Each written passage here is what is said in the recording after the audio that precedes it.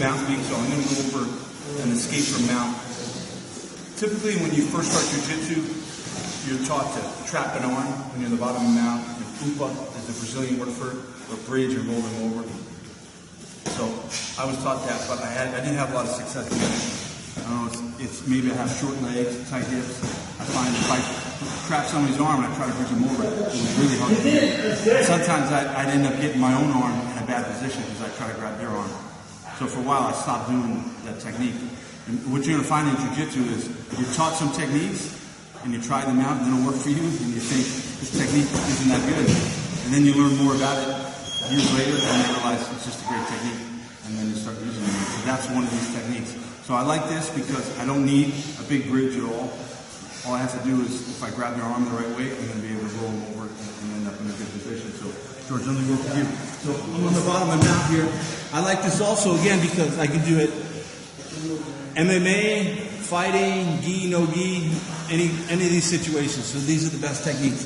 So I get his hands on the mat for a moment, and I'm going to try to capture this arm from the inside out.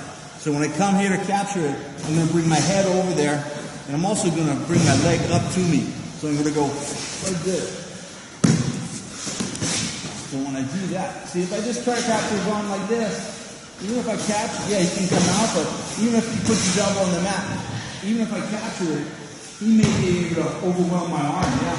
So, lifting my arm up or something. But if I capture this sudden way, like this, look how little my elbow is. My arm and leg are almost touching each other. This arm gets completely dominated.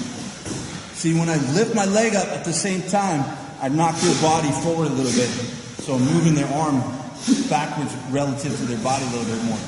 If I just come over here and don't use my legs, I dominate it, but a little bit. But if I use my legs, I dominate it even more. So this is helping me. If I bring my head, if I leave my head in the center, I dominate it a little bit. But if I bring my head over to that side, I dominate that arm even more. So once I get that arm dominated here, my partner's got to be careful. He's got to turn his hand so he doesn't hurt his fingers. Right. I'm just going to lock this up. And I want to keep this elbow low. So I grip my hands together. Now, I don't need a big bridge at all because this arm is so dominated. I can just roll him right over and get on top. That's pretty easy. So from the inside out, I use my leg and my head. I dominate that arm. I lock it up. I can also use my foot here outside of his foot so he can't step out and base out. And I don't need a big bridge, a small bridge.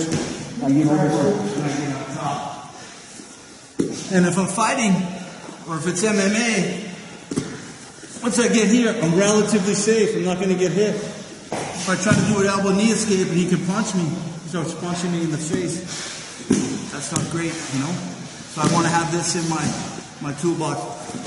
Dominate that arm, keep my elbow tight, small bridge. Now I'm on top. Okay?